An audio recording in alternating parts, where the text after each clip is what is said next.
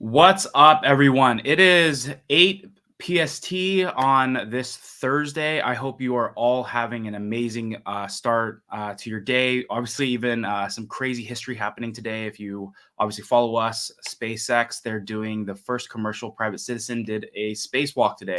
So I'm pumped from that. And I couldn't be more pumped from that, just leading into the discussion that we are about to have. It's really just going to be sharing a little bit about an app that I personally use and love.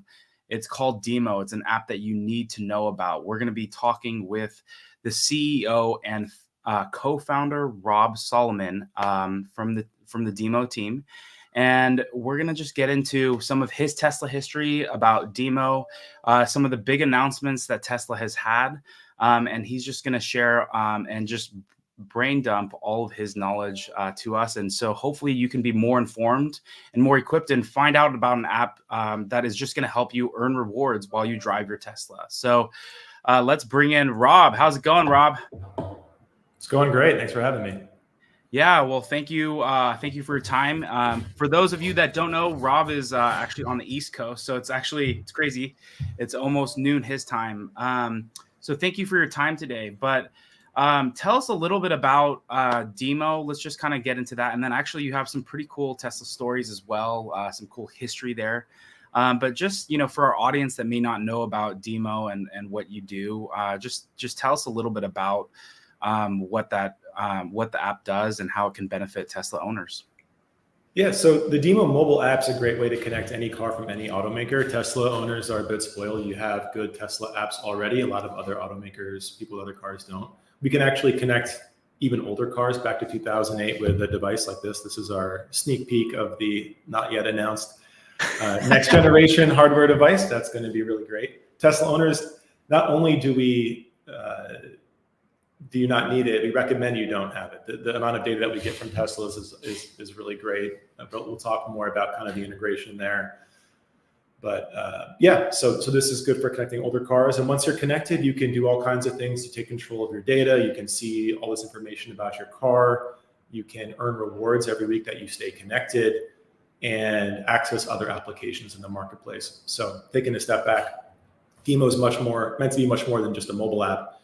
It's a platform for anybody to build apps for any car across any automaker. So we want to make it very easy for car insurance company, rental car company, online car community, whatever it is, to easily connect to any car in the world in a very secure and trusted way, access its data, not just its data, but also like send lock and unlock commands to the car ignition.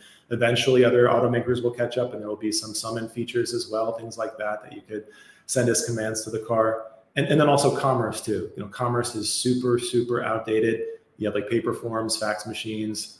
You're giving your credit card over the phone to an insurance broker. Like we can make all of that much more modern, programmable, digital, built on crypto rails, all of that. So that's what DIMO is in a nutshell. And Tesla's one of the best experiences you can have on DIMO. Well, tell me a little bit about you. You were actually just kind of debriefing a really cool story, but tell us a little bit about your background with Tesla and even this, it sounds like big purchase that had happened that you were a part of. Yeah, well, I've always been a big fan of it. I was lucky this was back in 2012. I was working on a urban revitalization project in downtown Vegas with Zappos. And one of our projects was to start an all Tesla car share. We put down at that time, the largest single order for Teslas there were. It might even still be, I don't know. We placed an order, definitely not actually. I think Hertz beat us. For 100 Teslas. And we took delivery of about 20 of them. The project didn't end up working out, but for a while I got to be driving a Model S. I'm like 22 years old for $50 a month. That was more torque. 50 a month? That's crazy. More torque than you would necessarily want to give a 22-year-old living in Las Vegas. But that was awesome. Elon came out a few times and just kind of been a fan ever since. Picked up some Tesla stock because of that whole experience driving those cars and all. So that's ended up being great. So yeah, been a fan for a long time. Unfortunately, living in New York City, don't own a Tesla. My brother does. Some of our employees do. I would. And I am looking to get a car here in a little bit. We just had our first baby a couple months ago. And so it's time to start thinking about Model Ys and Model Xs at this point, but we'll get there. Yeah, I know a little bit about, obviously I know a little bit about city living as far as like San Francisco and stuff. So it makes sense why you would probably not need a car, at least in San Francisco. It's more expensive to like pay for parking than it sometimes is to even own the car. So, but congrats on the new baby, by the way. Thank you. Yeah, I do own a car, but it would just be parking outside the city. I had it a couple months ago. I was parking it in the West Village, and I came back to my car with 2 hydrant tickets and a smashed rear windshield. So it's like, that's my sign to get this thing out of here. Yeah, that's unfortunately the hello in San Francisco nowadays is a bashed window. But tell us a little bit about, Tesla has just made some pretty big announcements, and how does that what was that announcement, and how does that obviously impact the integration of DIMO and what you guys are doing? I give Tesla a ton of credit here. The connected mobility as a category has so much promise, but has been stunted for so long by just kind of bad execution. I liken it to, you can think of it like smartphones again, right? And we know the value that these kind of open platforms can provide. There's a million use cases you could think of. We can go into start listing them off for connected mobility.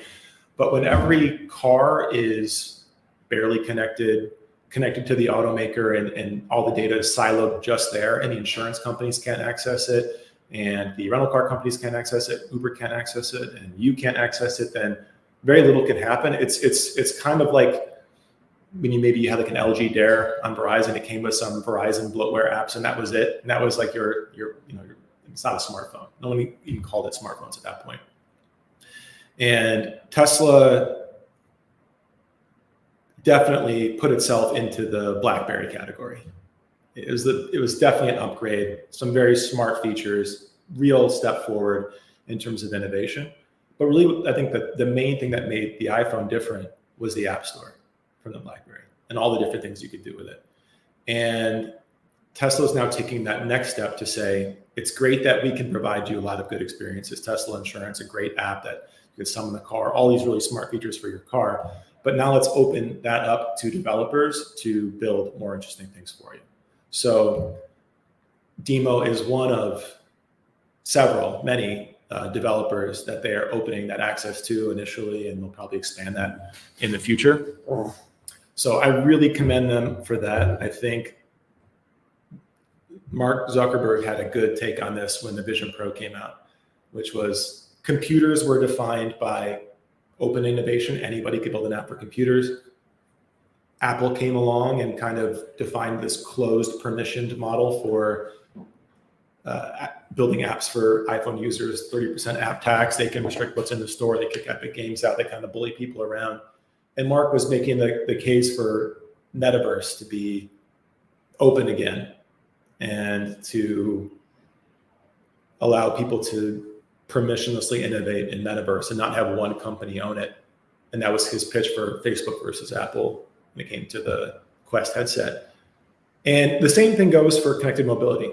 And it could either be a world in which Tesla says, we're just going to build all these apps and experiences ourselves and forget any other automaker. But instead, they're going with a more open route. And that's especially important here because it's not like smartphones where you just have iPhone and Android. Developers can't build a parking garage that works for Tesla's, GM, Ford, Toyota, Volkswagen, like all of those things, and build unique integrations to every single one of those things. It's already bad enough to build an iPhone and an Android app. To build like 50 different apps or 50 different connections to all these different automakers is totally impossible. So that's really what DIMO is here to do. So we integrate with Tesla, we'll integrate with all the other automakers as well. And that way, if people want to build applications for you as a Tesla owner or you as a Volkswagen owner, they can do that easily on our platform in a secure way.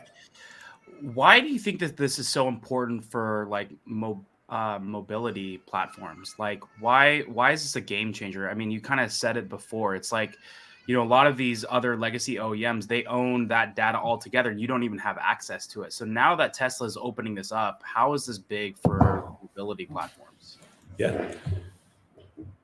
We'll start with like, there's existing markets, emerging markets, and like entirely new markets, right? So for existing markets, you have insurance, dealerships, rental car companies, ride hailing, all these companies operating with limited data. If you've gotten insurance, Tesla insurance is a little bit better, but if you've called up Geico, right, you're talking to a broker, they ask you, how many miles do you think you're going to drive?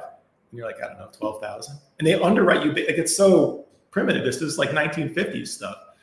And you have to sign forms. And like, why are we doing this? They could be giving you, one of the companies interested in building on DIMO would use your data combined with AI to go out and give you a safe driver score, and then also help you to find the best insurance based on your driving and demographic data. So that's like one example for how we can just make these existing markets more efficient. A lot of people get insurance one time. It's going to spend like thousands of dollars on it, $4,000 a year, $2,600 a year is the average on, and they never check back in to get a new quote. They maybe get a quote from 3 different companies when they do it. So it's all very inefficient. So we can make these existing $1 trillion markets a lot more efficient. 2 would be emerging markets. So we've got self-driving, we've got electrification, we've got AI kind of starting to emerge here in mobility. And these industries will be built much better if they can be built on connected mobility from the start. Electrification, think about the cars talking to the chargers, people being able to reserve chargers when they're on their way to a station, be able to pay directly from the vehicle, more interoperability, knowing where to even build these the bits of infrastructure in the first place is important. Self-driving, vehicles talking to other vehicles from different automakers, vehicles talking to sensors that are off board, coordinating together to turn the light screen before you get there. Like, you can do really cool things if we build this new infrastructure with connected mobility. And then 3rd would be entirely new use cases. So imagine like totally online social car communities and parking garages that talk to your vehicle and help it self auto valet and stream its payment wallets in there. There's so many cool things that we can build that just aren't possible today. That's actually, funny enough, that was the original idea for DIMO. I know you're in Silicon Valley.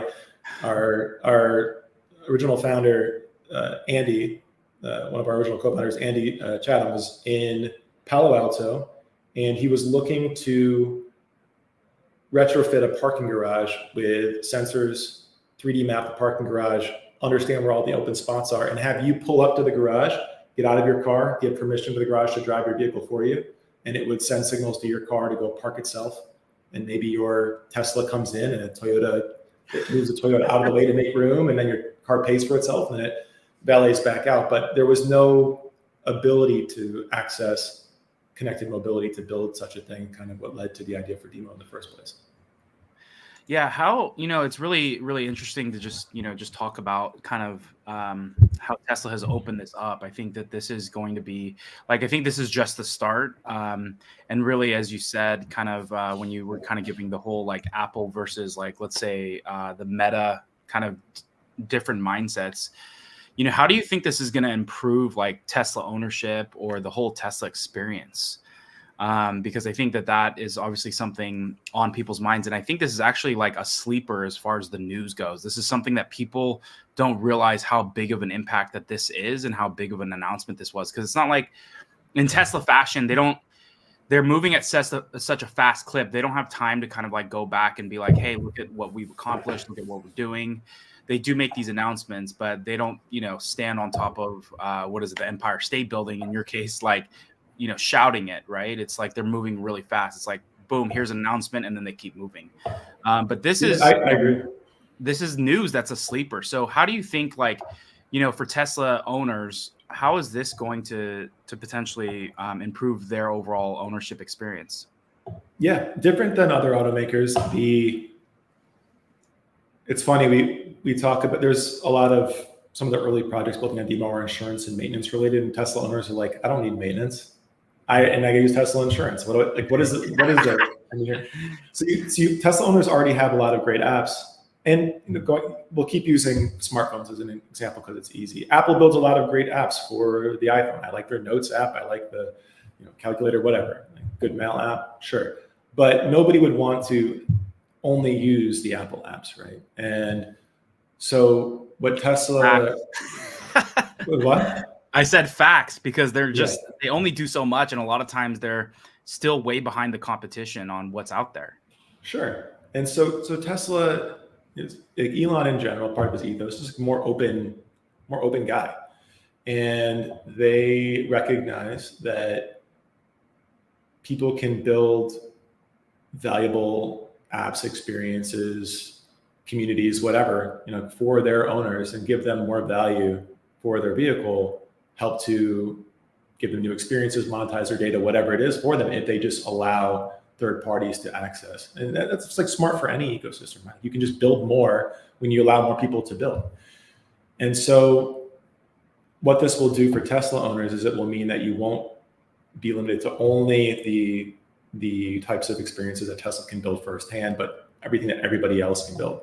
And the other nice benefit too is it allows people to build experiences that are interoperable with other automakers. So even if you're having a great time as a Tesla owner, you still probably want systems that communicate with other cars on the road as well. If you're coordinating traffic, for example, you want to be able to interoperate with other cars that are causing traffic, reporting traffic, communicating with sensors about traffic, about route planning, that kind of stuff, right? So it's again, as popular as Tesla is, it's a very fragmented market. There's lots of different automakers out there, and as many Cybertrucks and Model 3s as you see on the road, they still make up a minority. It's not like iPhone and Android, where it's like it's all Samsung, Google, and Apple.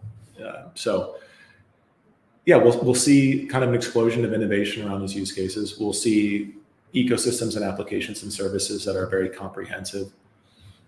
We'll see existing incumbent enterprises, rental car companies, taxi companies, et cetera, being able to build things for all automakers and being more encouraged to do so because they can now access them all in a uniform and secure way. And so Tesla is doing that directly with their developer platform, and DIMO is providing that kind of for all automakers, including Tesla. Yeah, and obviously, getting access even to the data of the car. Obviously, as you know, that there's a lot of, there's a lot of data on there, a lot of things that, a lot of user information on there, and obviously privacy is a big concern nowadays, right? And so how is DIMO like handling that? I know that's obviously one of your guys' core values as well. And so how are you guys managing that? And I think a huge part of it, and why I'm a big fan of DIMO, is that you guys also, you guys empower the users to kind of control their own data. But tell us a little bit about how, as this open integration has happened, how you are handling the user's information. Yeah, that is one of our core pillars of this technology. And it's funny, Sawyer Merritt, he tweeted about this news, and the post kind of blew up, and the comments were mostly positive, but there was a lot of data privacy concerns and security concerns, and it's felt bad because it's like, it's actually one of our strengths. We just, I guess, didn't communicate that very well in the announcement.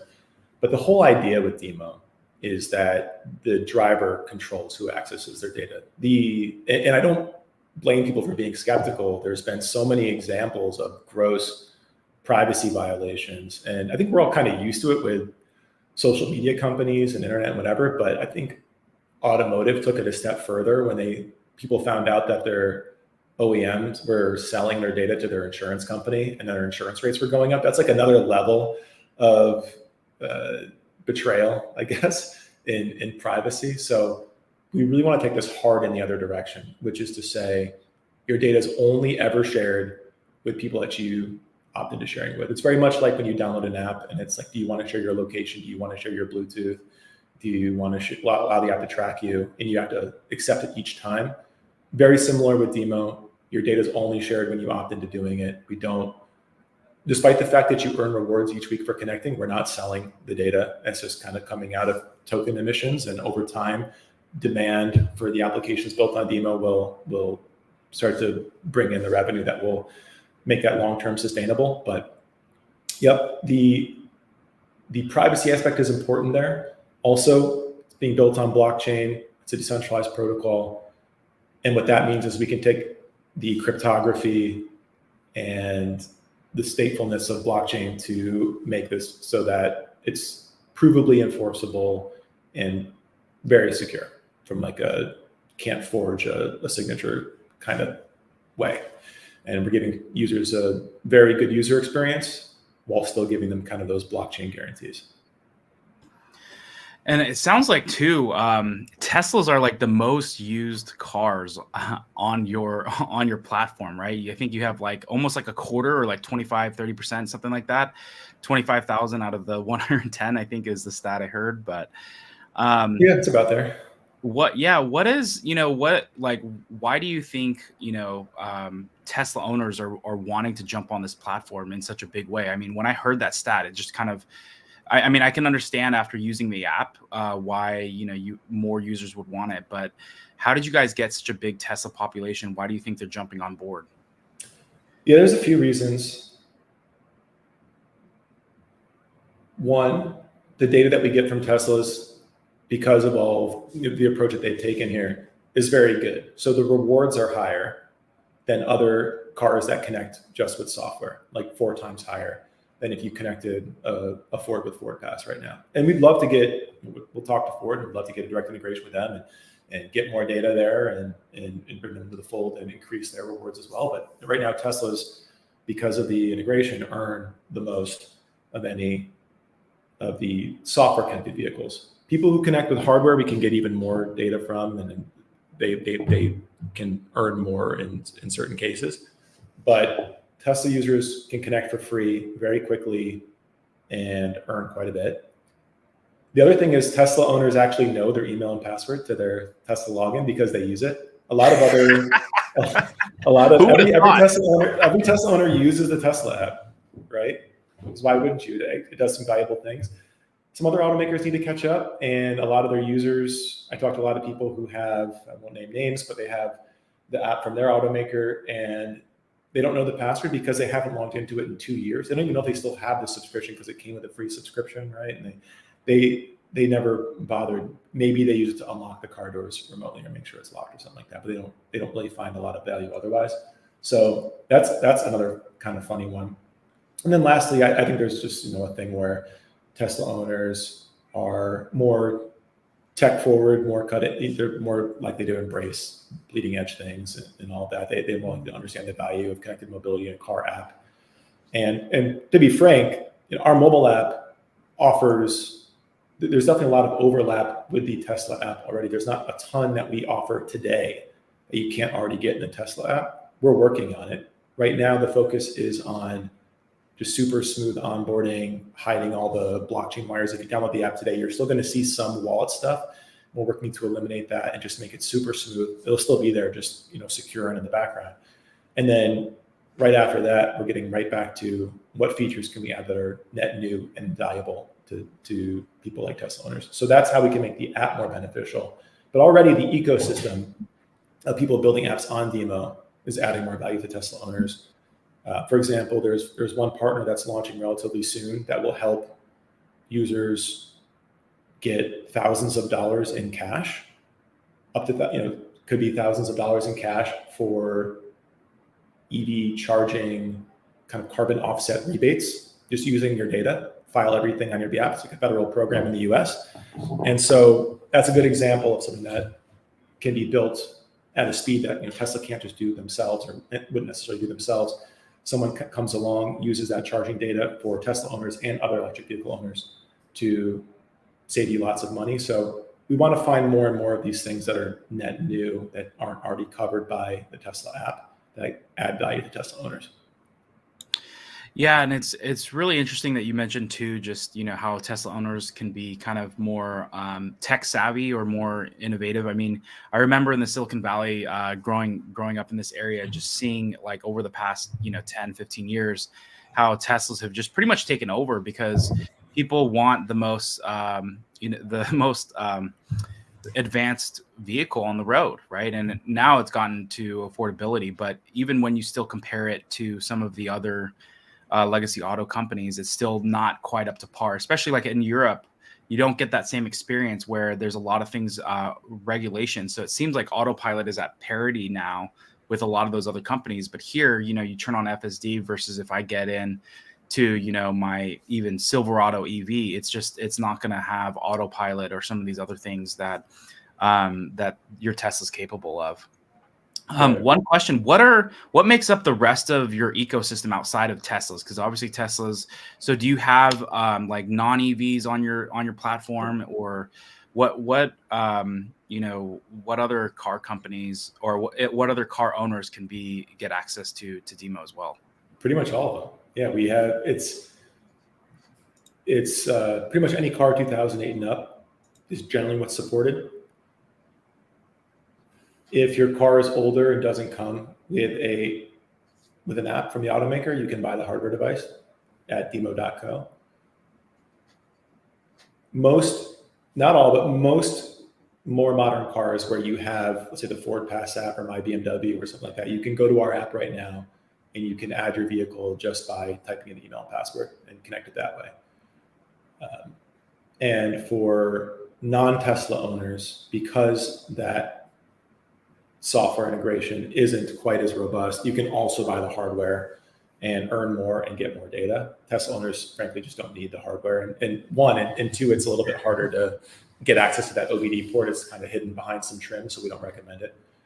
It technically works, but there's no reason to do it. So yeah, any car can connect. We have all kinds of vehicles. We have a lot of cars in the US, Canada, and Europe, which is where it's officially supported, including Turkey in there as well, the UK, Switzerland, which is of course Europe, but not the EU.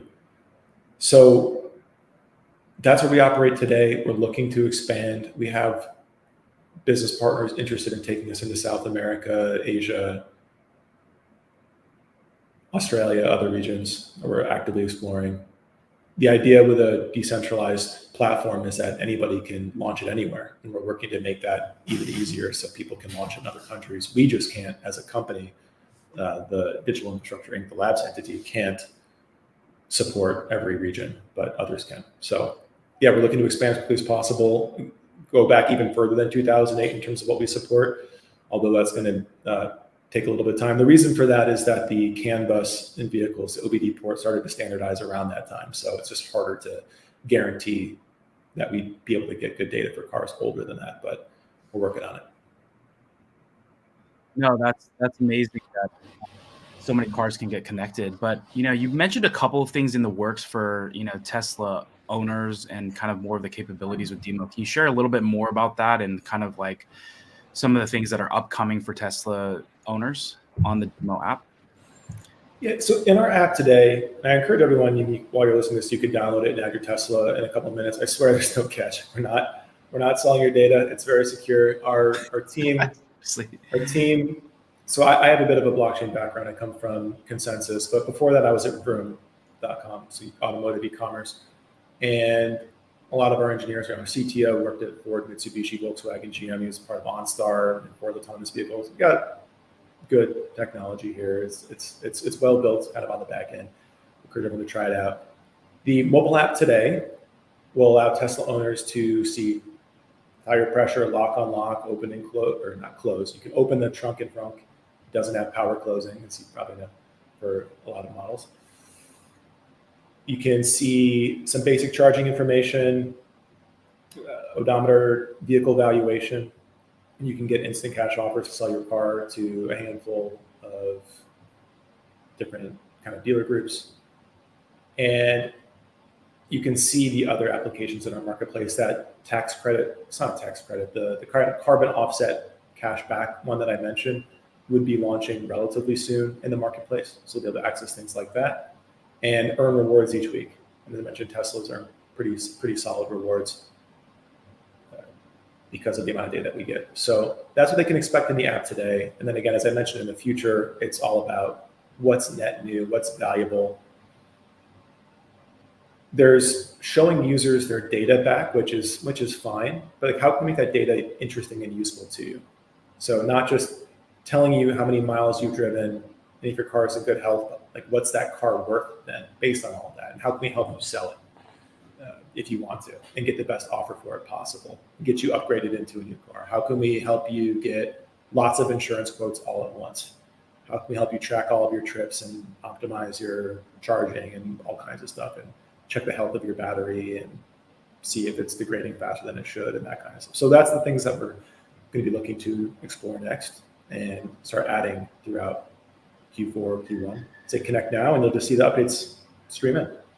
So since we have you here, so how part of the question would be, how can you take most advantage of the DIMO app? Because I think there's a lot of things that it's doing like proactively. And again, I think people think that, oh, well, opening up, let's say opening it up, this integration that Tesla is going to have issues with privacy, but being built on the blockchain, that's literally what Bitcoin and all this other, Web3 is all about. And so, really the question is like, how can you take most advantage of the app and get the most out of it?